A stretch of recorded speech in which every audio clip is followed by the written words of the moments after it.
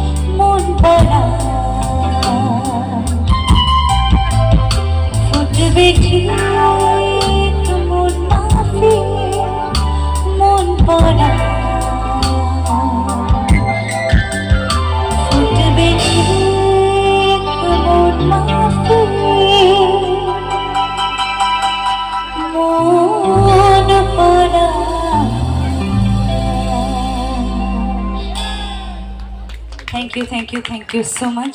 কি ভালো লাগছে তো গান? আচ্ছা, আবার তো জোশটা কমে গেল এদিক থেকে।